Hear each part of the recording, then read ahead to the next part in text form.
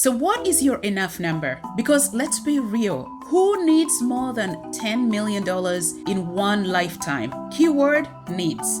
But if I'm not wrong, many people seeking financial freedom do not even know what their goal is, let alone the amount required to achieve that goal. Because for most people, the dream is to not be able to wake up every morning to go to a job and to be able to control their time and do as they please with their time. To be able to go to a job because they want to, not because they need to, and to be able to quit whenever they choose to without the fear or the risk of slipping under a bridge. For most people, that is financial freedom or financial independence.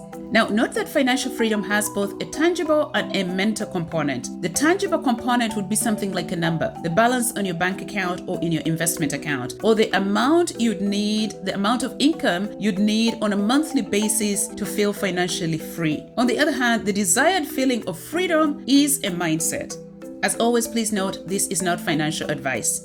Now, before you start pursuing financial freedom, here are some helpful questions to ask yourself. So, number one, what is your goal or your goal of financial freedom? Is it to quit your job or vacation for the rest of your life? Is it to spend more time with family? Is it to travel the world? Number two, how much do you need to achieve this financial dream or financial freedom? Number three, what is your time frame? Do you want to get there over the next 5 years or 7 years or 10 years or in 15 years? And number four, do you have a plan in place to achieve this?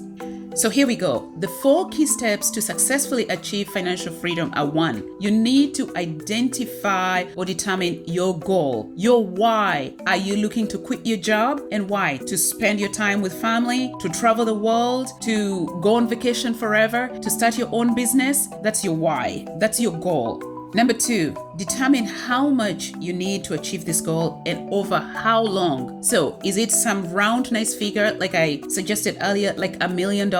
And do you want to get this $1 million over the next 5 years or 7 years or 10 years maybe? Let's say 10 years perhaps. So if you wanted $1 million over 10 years, what are your next steps? And the other thing is that practical? Is it realistic? Is it truly what you think you need? And would it be enough? Or perhaps have you weighed the option that you might need less? So let's look at how much you need, for instance. If you needed $1 million and your timeline was over 10 years, is it just a simple calculation like taking $1 million and arbitrarily breaking it over 10 years? So then you have to come up with $100,000 each year? That does not seem feasible for 2 reasons. $100,000 per year in savings is unrealistic for most people. The second thing is you need to keep up with inflation. So saving it might not be feasible. So perhaps investing it. So what are your options for investing? Let's work with the stock market, for instance. You know that your target is to accumulate $1 million over the next 10 years.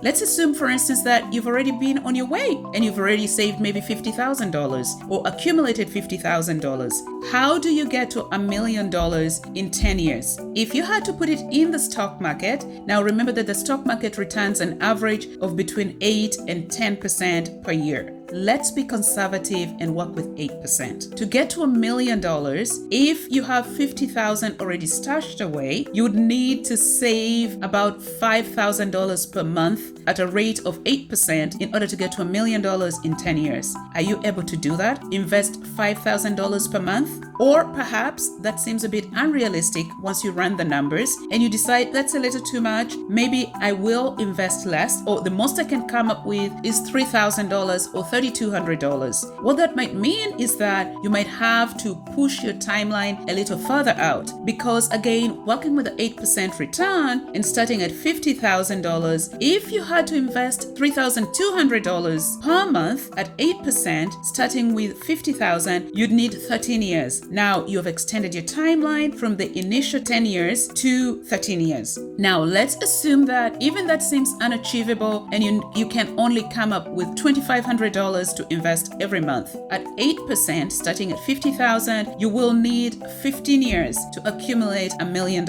You see what I'm saying? Have you broken down the numbers? Are they practical? Do they make sense? So once you look at those, you will then decide whether you need to either extend your timeline, rethink your goal, or maybe pivot altogether. So you have to look at your numbers, make sure they're practical, think of how you're going to finance or build the amount you need.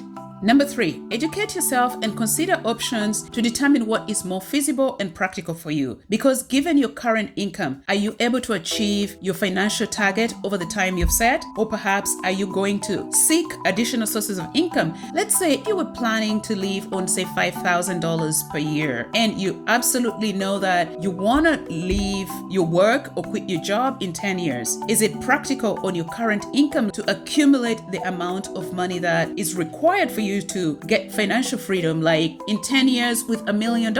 Or perhaps you could consider side hustles to bring in more income, or even better, perhaps you could consider geographical arbitrage or geo arbitrage, which is to relocate to an area where the cost of living is less so that your money could go further. Then you could stick with your timeline. Perhaps the overall amount that you need could be less. Let's look at this clip for this lady who relocated to Mexico City and retired early at less than 40 years because she realized she could live on a much lower budget at a different location than the US. So here we go. I didn't realize how unhappy I was and how much that manifested itself in my body. In traveling, I saw how other countries and societies treated work, how in America, we are so focused on what you do and how that defines who you are. It's hard to describe how much happier I am now. Now, I intentionally build a life that I love.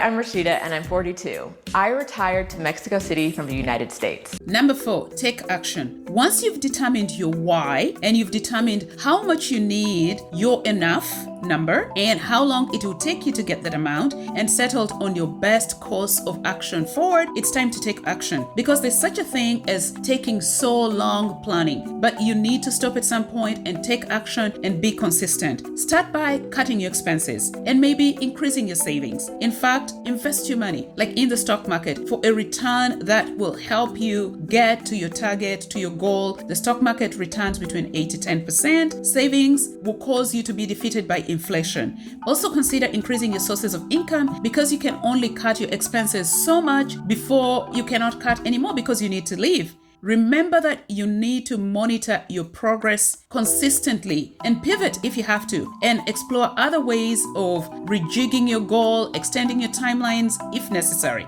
So unless you're purposeful and you first sit down and put together a realistic plan based on your goals, your financial freedom goals, backed by real action, you will find yourself getting frustrated and you could potentially throw up your hands and give up on your dreams of financial freedom, even as you watch others succeeding, quitting their jobs and pursuing their dreams. So anyways, I hope you enjoyed this video and found it helpful. If you did, please consider liking and subscribing. Thank you for watching.